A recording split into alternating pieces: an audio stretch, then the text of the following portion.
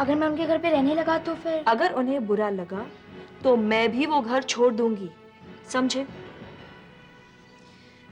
अपनी मम्मी पर से एकदम से यकीन मत खत्म कर दो। ऋषभ का रिश्ता मेरे नसीब में था ही नहीं। वो तो ऋषभ की बदकिस्मती थी कि वो तुझे नहीं पा सका। माँ जी, नसीब किसी का भी खोटा हो, नतीजा तो वही निकला ना। यानी खुशियां मेरी बहन के दरवाजे पर कतार लगाकर खड़ी हैं। इससे ज्यादा कीमती खुशी मेरे लिए कोई और नहीं हो सकती। पिछली बार मैं तेरी शादी पर शामिल नहीं हो सका, कोशिश करूंगा कि कम से कम इस बार जरूर रहूं। इस बार कम से कम मतलब तुम क्यों नहीं रहोगे?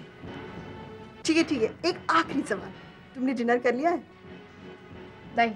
तो ठीक है, यहाँ आ जाओ, हम साथ में डिनर कर लेंगे। नहीं रूबी, आज नहीं। आज में कोई बात जरूर है, आज कोई खास प्रोग्राम वाला खास दिन है। क्यों? छोड़ो ना रूबी, बाद में बात करते हैं। मैं तुम्हें बाद में फोन करूंगी। बाय। तू मुझे कोई उम्मीद भी देकर नहीं जा रहा, ना ही अपने वापस आने की तारीख बता रहा है। ये तो बिल्कुल वैसे ही हो गया जैसे तू पहले हमें छोड़कर गया था। फिलहाल तो मैं इतना कह सकता हूं कि मुझे जाना है, बहुत जरूरी है, बस। मेधा, मेधा मजाक छोड़ो। ये तुम ऐसे लंदन कैसे जा सकती हो? कैसे मतलब? जैसे सब जाते हैं। नीचे टैक्सी खड़ी है, मेरा सामान जा चुका है और अब मुझे सिर्फ घर की लाइट्स बंद करनी है और दरवाजे पे ताला मारना है। that's it। फिर जाना है। चलिए चलो ना ऋषभ, लेट हो रही हूँ। मेधा, मैं देखता हूं तुम मुझे छोड़ के कैसे जाती हो। चलो अंदर।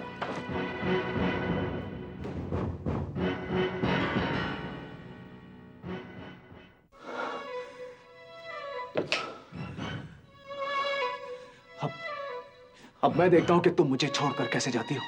और मैं भी देखती हूँ कि मुझे कौन रोकता है। अच्छा, तो फिर जाकर दिखा दो। क्या क्या कर लोगे तुम? तुम्हारी जान ले लूंगा और अपनी जान दे दूंगा। बेकार का ड्रामा मत करो ऋषभ। ये ड्रामा नहीं है मेरा। तो एक पल में चढ़ा हुआ बुखार होगा। तुम एक बार नहीं, बार बार सैकड़ों बार ये साबित कर चुके हो कि ये मेधा तुम्हारे लिए गैर जरूरी है। और आज जब बड़ी मुश्किल से मैं अपने आप को हर चीज से अलग करके जाना चाहती हूँ तो मुझे जाने दो ऋषभ, प्लीज। मेरे जाने से तुम्हारी जिंदगी में अपनी उलझनें कम हो जाएंगी, मेरी आंखें भी कम नम हुआ करेंगी। ऋषभ, मैं किसी की भी जिंदगी में गैर जरूरी बनकर रहना मंजूर करती हूँ, लेकिन तुम्हारी जिंदगी में नहीं बेटा, अगर जीने के लिए सांस लेना गैर जरूरी है तो फिर तुम मेरे लिए गैर जरूरी बात करती हो। क्या मैं तुम्हारे बिना जी सकूंगा? हाँ, जीते रहे हो ना ऋषभ, जी लोगे। हफ्तों गुजर जाते हैं बिना मिले, क्या फर्क पड़ जाता है तुम्हें? फर्क इसलिए नहीं पड़ता मेधा, क्योंकि जब तुम मेरे पास नहीं होती कम से कम ये एहसास तो होता है कि तुम आसपास कहीं हो। जब तुम्हें मेधा की याद आती है तुम पलट कर उसे मिलने चले आते हो। कभी ये सोचा है कि मेधा तुम्हारे बगैर दिन कैसे गुजारती है? इस घर में अकेले पड़े पड़े वो कैसे दिन निकालती है? तुम्हारे एक फोन के इंतजार में, एक मुलाकात की आस में। मुझसे गलती हो गई थी ऋषभ, मुझसे गलती हो गई जब मैंने तुमसे इतना प्यार किया। लेकिन अब मुझे इस प्यार से भाग जाने दो, मुझे इस प्यार से दूर भाग जाने दो। मुझे मेरे यहाँ जीना मुश्किल हो गया था। मैं तुम्हारी सहूलियत बनकर जीना नहीं चाहती थी, मैं तुम्हारी जिंदगी बनकर जीना चाहती थी। I do have feelings, मैं बेजान नहीं हूँ। बेटा, तुम मेरे लिए क्या हो ये तुम नहीं जानती। ये साबित करने का मेरे पास बस एक ही तरीका रहेगा।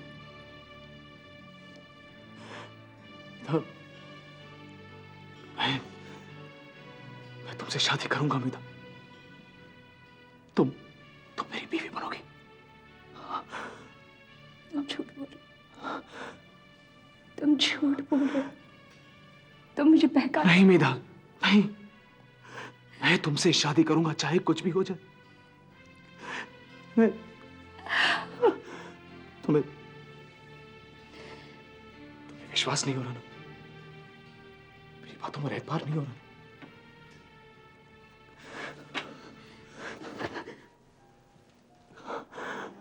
इधर एतबार हुआ?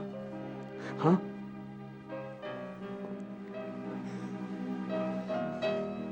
और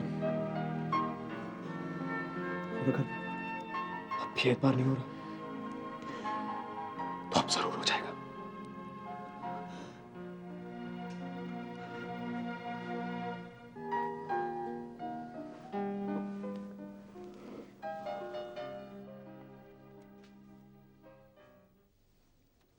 हाय श्वेतलाना। हेलो सौरभ। अरे भाई किन ख्यालों में खोई हुई हो तुम? लगता है शादी की ड्रेस के बारे में सोच रही हो। नहीं। तो फिर जरूर तुम ज्वेलरी के बारे में सोच रही हो, क्योंकि आते वक्त मैं भी उसी के बारे में सोच रहा था। रिया दिखाई नहीं दे रही। वो सोनू के साथ रोनी के घर गई है, उसे कुछ स्टोरी बुक्स चाहिए थी। रुको मैं उसे बुला लेती हूँ। अरे इसमें परेशान होने की क्या बात है? मैं जाते हुए रोनी के घर से रिया को ले लूंगा। रिलैक्स। अच्छा श्वेतलाना, मैं चलता हूँ। नहीं रुको ना। मुझे लगता है फिलहाल तुम इस वक्त मुझसे जुदा होना पसंद करोगी, क्योंकि तुम अपने प्राइवेट ख्यालों में इतनी खोई हुई हो कि। मैं दिनेश को लेकर बहुत परेशान हूँ सौरभ। क्यों, क्या हुआ उसे? कल रात वो यहाँ आया था और अचानक उसने एंटवर्प लौटने का ऐलान किया। तो इसमें परेशान होने की कौन सी बात है? भाई उसका वहां पर बिजनेस है, हो सकता है कोई अर्जेंट काम आ गया हो। नहीं, उसकी परेशानी, जल्दबाजी और दबे दबे गुस्से को देखकर मैं दावा कर सकती हूँ कि बात कुछ ज्यादा ही है। क्योंकि दिनेश ना तो परेशानियों से परेशान होने वालों में से है और ना ही मुझे और मम्मी को अचानक ऐसे छोड़ने वालों में से। नहीं, उसके साथ कुछ बुरा हुआ है सौरभ, या होने वाला है, जो वो मुझसे छुपा रहा है। महका रही है ये मेरे पहले प्यार की खुशबू। और अगला फरमाइशी गीत मजदूरों की बस्ती की श्रीमती रूबी। श्रीमती रूबी कब आई? आई थी फिक्रमंद होके, लेकिन यहाँ मामला कुछ अलग लग रहा है। मामला क्या है? सब वैसे का वैसा ही है। वैसे का वैसा तो बिल्कुल नहीं है।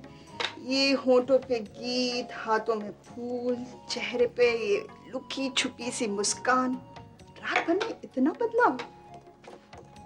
रूबी, इसे गुनगुनाना कहते हैं। मैं सिर्फ गुनगुना रही थी। और रात को जब हमने फोन पे बात की थी तो तुम्हारा मूड कितना खराब था। मेरा मूड खराब था कल रात को? ओह माय गॉड, अब ये मत कहना कि हमने फोन पे बात ही नहीं की। हमारी बात हुई थी क्या? मामला कुछ ज्यादा ही संगीन लग रहा है। अब बता दो अपनी छोटी बहन से, या ऐसे विदा कर दिया था कि मेरा हक भी खत्म हो गए। रूबी, अब मुझे तो क्यों इमोशनल कर रही है? वैसे भी जज्बात संभाले नहीं संभलते। दिल में खलबली मची हुई है। अब बता ही दो, ये गुनगुनाना, ये मुस्कुराना, बात कुछ ज्यादा गहरी हो रही है। कल रात मौसम का मिजाज बदल गया। मौसम का क्या बदल गया? ए दीदी प्लीज, ये शादीशुदा लोगों के साथ तुम शेरो शायरी की बात मत करा करो। मैं अगर कुंवारी होती तो शायद समझ भी जाती, लेकिन अब तुम सीधे लफ्जों में समझा दो प्लीज। सीधे लफ्जों में? हाँ। साफ साफ। ऋषभ मल्होत्रा। ऋषभ मल्होत्रा। अब ऋषभ मल्होत्रा ने क्या कह दिया? ऋषभ मल्होत्रा ने क्या कह दिया? उसने वो कह दिया जिसे सुनने के लिए मैं पिछले 2.5 साल से इंतजार कर रही थी। I love you. सीधे शादी की बात। यानी तुम्हारी रोमांटिक कहानी का पहला गाना ही शादी का गीत होगा? कहाँ? पहली 3 गजलें तो जुदाई, बिरहा और बेवफाई में गाई गई। उसके बाद मिलन का गीत और अब सीधा शादी का गाना। कंग्रेचुलेशंस। यानी मेरी साजिश काम में आई। तुम्हारी साजिश? मैं शादी करके इस घर से फटाफट इसलिए निकल गई कि कुछ दिन तुम अकेले रहोगी, तुम्हारा दिल आंदोलन करेगा और कोई ना कोई नतीजा तो निकलेगा ही। देखा तुम्हारी प्रेम की ट्रेन कैसी फटाफट निकल गई। डर यही है कि इस फटाफट निकली हुई ट्रेन को रंजना देवी चेन खींचकर रोक नहीं दे। यूं भी ऋषभ उन्हें अपनी शादी का फैसला सुनाने गया है। पहले भी एक बार रंजना देवी ने मेरे इस दिल को चलती हुई ट्रेन से मंजिलों से कोसों दूर उतार दिया था। लेकिन दीदी, तब से लेकर अब ऋषभ और रंजना देवी के रिश्ते में काफी उतार चढ़ाव आ गए हैं। लेकिन रिश्ता बदलता तो नहीं ना रूबी। रंजना देवी तब भी उसकी माँ थी और अब भी उसकी माँ है। पर अब ऋषभ के लिए माँ का मायना काफी बदल गया है। इस दौरान वो काफी इंडिपेंडेंट हो गया है। इन 2-2.5 साल में वो 7-8 साल बड़ा हो गया है। और फिर ये तुम्हारा भरोसा ही तो था जो तुमने कहा कि वो रंजना देवी को अपना फैसला सुनाने गया है। नहीं तो तुम कहती थी कि वो रंजना देवी से अपनी शादी की इजाजत मांगने गया है। रूबी, प्लीज रुक जाओ। तुम इतनी जल्दी मेरे ख्वाबों को हकीकत की शक्ल मत दे दो। मेरे ख्वाबों को अपनी रफ्तार से हकीकत बनने दो। वैसे मैं अपने खुशियों की आहट साफ साफ सुन रही हूँ। I am sure of it.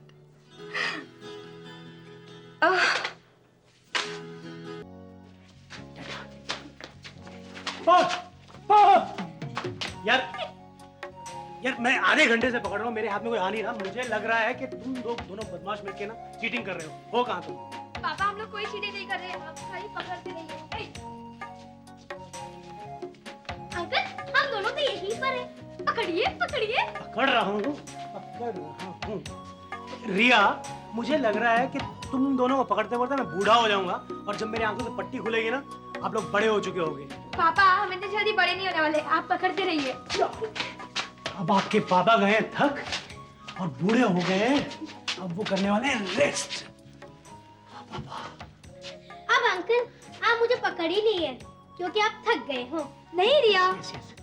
यार ये बड़ी खराब बात है। देखो मेरे सगे बेटे से अच्छी तो ये पराई बच्ची है। यार सोनू, तेरे को अपने पापा में बिल्कुल रहम नहीं आता है, प्लीज रहम करना। अब अंकल ये पट्टी मेरे आँख पर बांध दीजिए। नहीं बेटे, अब देर हो गई है, अब आपको घर जाना चाहिए। नहीं पापा इतनी जल्दी भी क्या है? सोनू बेटा, रात हो गई है, अब इसको घर भी तो जाना है ना। अंकल ऐसा तो नहीं मेरे आने से आपको अच्छा नहीं लगा? ये कैसी बात कर दी बेटा आपने? अच्छा आप मुड़िए, मैं आपके आंखों में पट्टी बांधता हूँ और आप जब तक मुझे नहीं कहेंगे ना तब तक मैं घर जाने के लिए नहीं बोलूंगा। ओके? Hello uncle. हेलो।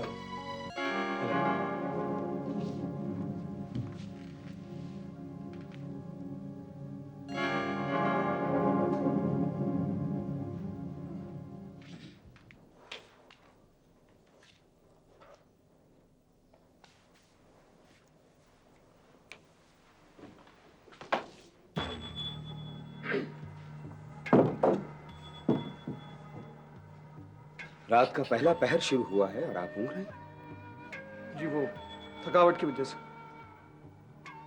पेशे से आप हमारे वकील हैं, जाती तौर पर वकील। जी ये मेरी खुशनसीबी है। हम अपने नसीब का क्या करें कि जब रेडी के बाद स्टडी पोजीशन में हम चौकन्ने हैं कि गो का सिग्नल मिलने वाला है और आप ऊँघ रहे हैं। हमारी दौड़ शुरू होने वाली है और हमारी ताकत थक गई। Sorry sir. हम इस शहर में रहे, जरूरत और तयशुदा वक्त से ज्यादा अरसा गुजारा, लेकिन बहुत कम लोग अपने बनाए। जिनमें से आप शुरू के कुछ पहले नामों में शामिल हैं। इस बात का आपको ता जिंदगी अफसोस नहीं होगा मिस्टर शाह कि आपने मुझे अपना बनाया। अपना तो हमने एंटवर्प के उन लोगों को भी बनाया हुआ है। उन लोगों का कोई फोन या मैसेज? जी नहीं। कमबख्त आदमी, नालायक। मेरी गैर हाजिरी में उनकी लगन गुम हो गई। मैं आसपास होता हूं तो मेहनत और ईमानदारी के अलावा कुछ सोचता ही नहीं। मेरी यादें शायद धुंधली हो गई हैं जो वो इस कदर लापरवाह हो गए। शाह साहब, ये पहली बार नहीं हुआ है, कई बार हुआ है। जब जब मेरे खून में उबाल आया है वो ठंडे पड़ गए। जब जब मैंने अपनी रफ्तार तेज करनी चाही वो थक गए, उनकी सांसें फूलने लगी। अगर उन्हें परवाह होती तो आंख कान नाक उनके पास भी है। जो कुछ उनकी आंखों के सामने हुआ है वो होने देते।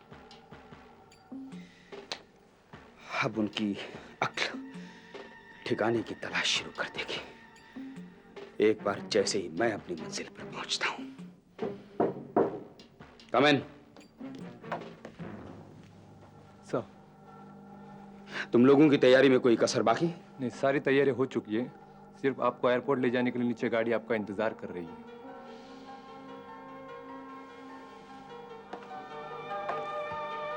इंतजार तो मुझे रहेगा एंटवर्प में उन लोगों से मुलाकात का।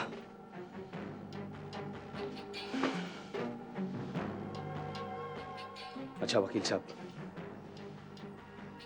कहा सुना ना आप माफ करिएगा ना मैं माफ करूंगा।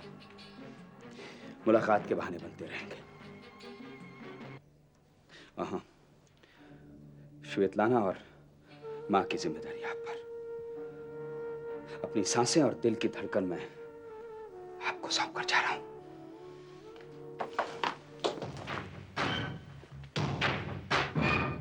पापा मैं अभी नहीं आऊंगी। बेटे रिया, आपको घर तो चलना पड़ेगा, कल सुबह आपका स्कूल भी है। अंकल मैंने और रिया ने साथ बैठकर होमवर्क कर दिया है। पापा प्लीज पापा आप बाद में ड्राइवर को भेज दीजिएगा। बेटे ड्राइवर की छुट्टी है और फिर दोबारा मुझे ही आना पड़ेगा। तो पापा आप आ जाना। नहीं रिया अब तुम चलो, रात भी हो गई है और अंकल थक भी गए होंगे। No that's like a good boy. नहीं पापा, रिया कल फिर आ जाना। अंकल आप आने देंगे ना उसे? प्रॉमिस। ओके आप एक मिनट रुकिए। रिया चलो मैं तुम्हारी किताब दे देता हूँ।